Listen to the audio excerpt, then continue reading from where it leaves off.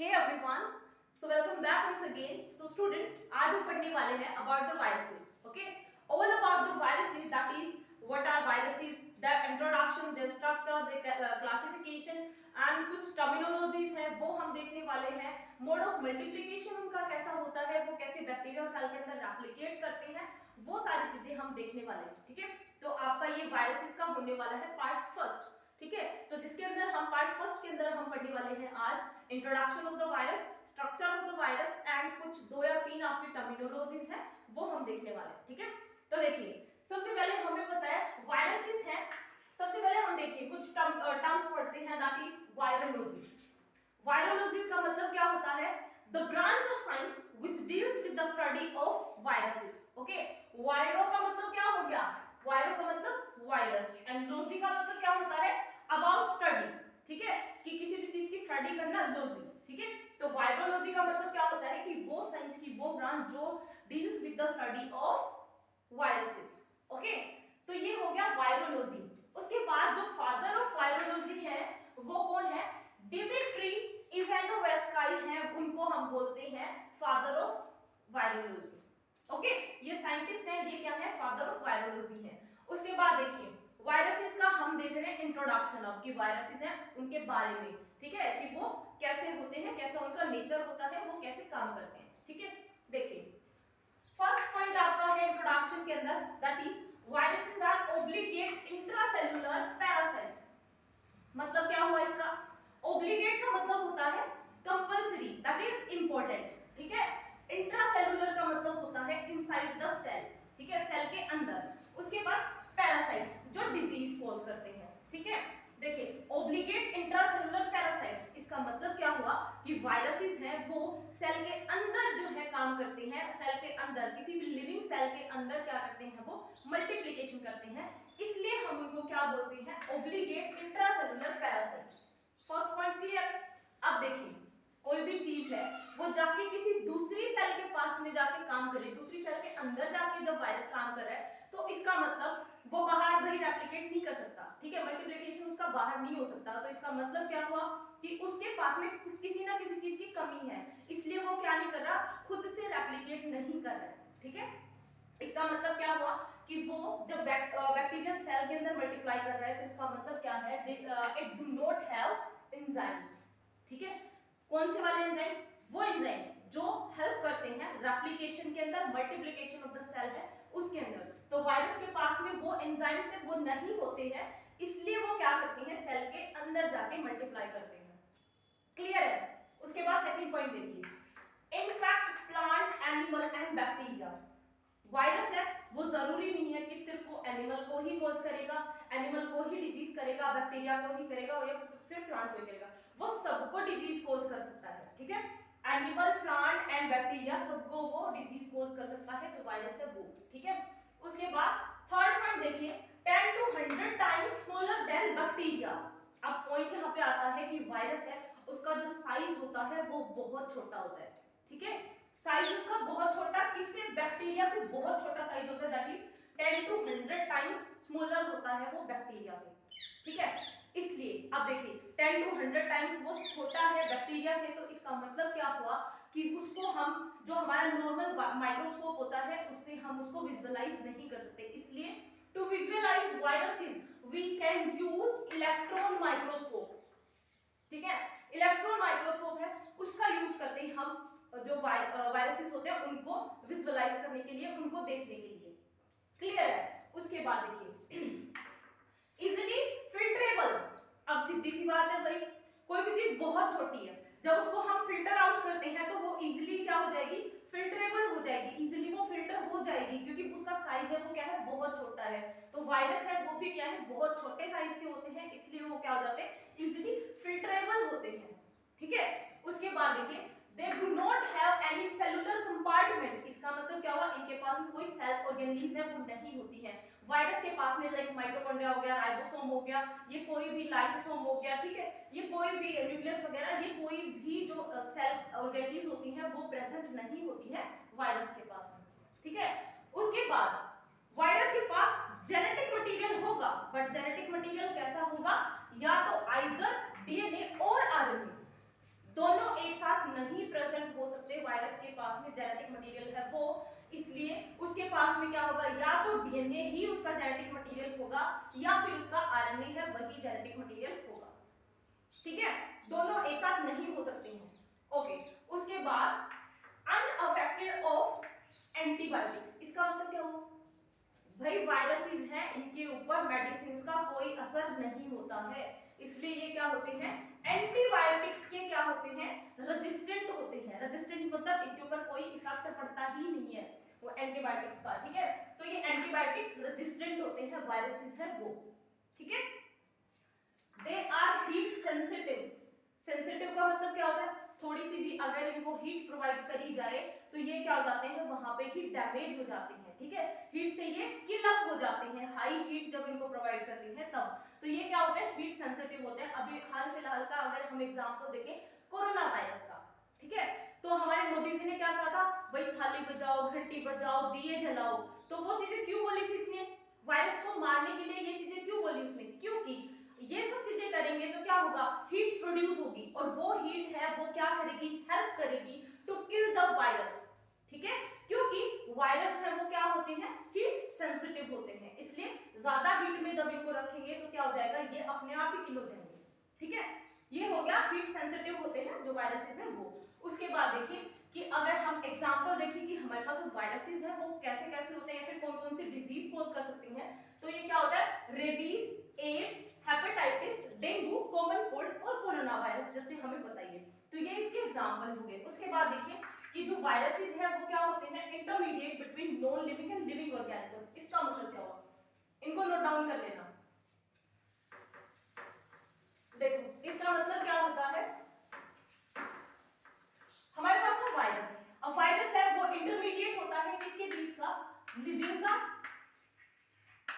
And non living का। इसका मतलब क्या हुआ कि वायरस है वो लिविंग कब होंगे, जब वो सेल के अंदर होंगे। ठीक है, इनसाइड जब सेल होंगे वो, तब जो वायरस है वो क्या होगा, लिविंग होगा। बट अगर वो आउट ऑफ सेल है, अगर वायरस है वो सेल के बाहर है, तो वायरस है वो क्या होगा, नॉन लिविंग होगा। इसलिए हम बोल सकते हैं कि viruses are intermediate between living and non living जो ऑर्गेनिज्म है उसके बीच में इंटरमीडिएट का काम करते हैं। ठीक है, ओके। उसके बाद देखिए ये था all about your introduction about the viruses. ठीक है, कि वायरसेस का ये क्या था, इंट्रोडक्शन था। आपको सिर्फ पॉइंट बाय पॉइंट ये जो है आपके एग्जाम में लिख देना है। ठीक है, उसके बाद देखिए अगर हम अब बात करें इसकी स्ट्रक्चर ऑफ द वायरस है उसकी।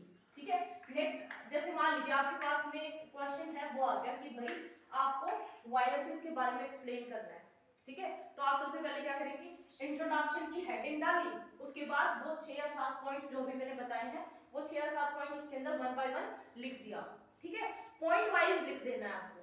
ठीक है, उसके बाद अब इसकी हम देखते हैं सेकंड पे स्ट्रक्चर। स्ट्रक्चर इसकी कैसी होती है, देखिए मोस्ट कॉमनली जो हम स्ट्रक्चर पढ़ते हैं वायरसेस की, वो स्ट्रक्चर कुछ इस तरीके की होती है हमारे पास। कुछ इस तरीके की हम स्ट्रक्चर है वो पढ़ते हैं वायरस की, जिसमें क्या होता है, एक बात हो, जरूरी नहीं है कि जो वायरस है वो ऐसी ही शेप का होगा। ठीक है, वायरस की जो स्ट्रक्चर है वो डिपेंड करती है उसके होस्ट के ऊपर। ठीक है, होस्ट क्या होता है, जहां पे जाके वायरस है वो रिजाइड करता है, जहां पे जाके वायरस है वो रहता है उसको हम क्या बोलते हैं, होस्ट। और होस्ट के ऊपर ही इसकी जो स्ट्रक्चर है वो डिपेंड करती है। ठीक है, जैसे मान लीजिए वायरस है वो स्फेरिकल शेप का भी हो सकता है। आपको ये लिख देना है इसके अंदर, स्ट्रक्चर जब आप लिखेंगे तो जो वायरस है उसका आपको बता देना है कि virus can be spherical, road shaped. Rod shape जो वायरस है वो किसमें होता है, जो तंबाकू जो आपका वायरस होता है, टोबैको वायरस होता है, वो क्या होता है, रोड शेप्ड होता है। ठीक है, एग्जांपल भी अगर आप लिखना चाहें उसके अंदर तो लिख सकते हैं। ठीक है, उसके बाद में वायरस है वो बुलेट शेप के भी होते हैं। बुलेट शेप्ड वायरस है वो हमें किसमें मिलता है, रेबीज जो वायरस होता है वो क्या होता है, बुलेट शेप्ड होता है। ठीक है, तो हम नहीं बोल सकते हैं कि वायरस है वो क्या है आपका, सिर्फ यही स्ट्रक्चर होती है वायरस की। ठीक है, तो वायरस है वो स्फेरिकल भी हो सकते हैं, रोड शेप भी हो सकते हैं एंड बुलेट शेप भी हो सकते हैं। ठीक है, उसके बाद देखिए अब हम बताते हैं भाई, बात करते हैं किसकी, जो वायरस है। देखिए बाहर जो वायरस की ये जो आउटर मोस्ट कवरिंग होती है इसको हम बोलते हैं कैप्सिड, ठीक है, कैप्सिड बोलते हैं। ये कैप्सिड है, ये क्या होती है, आउटर मोस्ट कवरिंग होती है, ये हेड ग्रुप है इसकी, जो बनी हुई होती है किससे, प्रोटीन से, मेड अप ऑफ प्रोटीन, ठीक है। This capsid is made up of protein and ये कैप्सिड है, इसका काम क्या होता है, ये हेल्प किस में करती है हमें, टू प्रोटेक्ट जेनेटिक मटेरियल, ठीक है, जेनेटिक मटेरियल। ये जो आपकी कैप्सिड है ये काम करती है, जेनेटिक मटेरियल है उसको प्रोटेक्ट करने का काम करती है, ठीक है। तो जैसे स्ट्रक्चर में आपने ये स्ट्रक्चर बना दी, तो उसके बाद में इसके जैसे जो भी इसके जो नेम्स है स्ट्रक्चर में वो लिख दिए, इसको लेबलिंग कर दिया, उसके बाद में वन बाय वन इनको एक्सप्लेन करते हुए आपको चलना है, ठीक है। देखिए कैप्सिड, कैप्सिड के बाद आपका होता है न्यूक्लिक एसिड, ठीक है, न्यूक्लिक एसिड। अब ये न्यूक्लिक एसिड है ये प्रेजेंट होता है वायरस के अंदर, और न्यूक्लिक एसिड है वो क्या हो सकता है, it can be either RNA और डीएनए, ठीक है। ये पॉइंट आपको याद रखना है कि ये सिर्फ क्या हो सकता है, या तो आरएनए हो सकता है या फिर वो डीएनए ही हो सकता है, ठीक है। उसके बाद देखिए ये आपकी होती है सीड, ये होती है सीड एंड इनको हम क्या बोलते हैं, स्पाइक्स बोलते हैं, स्पाइक्स, ठीक है। ये क्या करती है, स्पाइक्स से ये पेनिट्रेशन के अंदर हेल्प करती है, सेल के अंदर पेनिट्रेशन में हेल्प करती है। वो जब हम इसका मल्टीप्लिकेशन पढ़ेंगे ना, जब वायरस का रेप्लिकेशन जो नेक्स्ट पार्ट के अंदर हम पढ़ेंगे, तो उसमें हम बात करेंगे स्पाइक्स है उनकी कि वो कैसे पेनिट्रेट करती हैं सेल के अंदर, ठीक है। तो ये है कुछ एकदम कॉमन सी स्ट्रक्चर है वायरस की, जिसमें कैप्सिड होता है, जिसका मेन रोल होता है किसमें, प्रोटेक्शन होता है, जेनेटिक मटेरियल है उसके अंदर। उसके बाद आपका न्यूक्लिक एसिड होता है जो जेनेटिक मटेरियल होता है, और इट कैन बी आरएनए और डीएनए, ठीक है। सीथ होती है एंड स्पाइक्स होते हैं, ये आपकी स्ट्रक्चर होती है वायरस की, क्लियर है। उसके बाद देखिए आपके पास कुछ आती है टर्मिनोलॉजीज, कैसी कैसी टर्मिनोलॉजी आती है, फॉर एग्जांपल जैसे बैक्टीरियोफेज, बैक्टीरियोफेज, बैक्टीरियोफेज है वो क्या होता है, देखिए बैक्टीरियो का मतलब होता है बैक्टीरिया, बैक्टीरिया, ठीक है, और फेज का मतलब होता है वायरस। तो इसका मतलब क्या हुआ, the virus which infect only bacteria, ठीक है, जो ओनली बैक्टीरिया को इन्फेक्ट करेगा वो क्या होगा, आपका बैक्टीरियोफेज होगा, ठीक है। उसके बाद सेकेंड आपका क्या आता है, वायरोइड्स, वायरोइड्स, वायरोइड्स है वो क्या होते हैं, ये भी एक टाइप के वायरसेस होते हैं विच इन्फेक्ट ओनली प्लांट्स, ठीक है। ये क्या करते हैं, सिर्फ प्लांट्स को ही इन्फेक्ट करते हैं, प्लांट्स के अंदर बीमारी करते हैं जो वायरोइड्स होते हैं वो, ठीक है। उसके बाद देखिए जो वायरोइड्स होते हैं इनके पास में प्रोटीन है वो नहीं होती है, डू नॉट हैव प्रोटीन, ठीक है, प्रोटीन इनके पास नहीं होती है। Most important point about the viroids is कि जो वायरोइड्स होते हैं वो क्या होते हैं, हीट रेजिस्टेंट होते हैं, हीट रेजिस्टेंट। इसका मतलब क्या हुआ, रेजिस्टेंट का मतलब क्या होता है कि इनके ऊपर हीट का कोई इफेक्ट नहीं होगा, कोई फर्क नहीं पड़ेगा आप कितनी भी हीट इनको प्रोवाइड कर दें, ठीक है।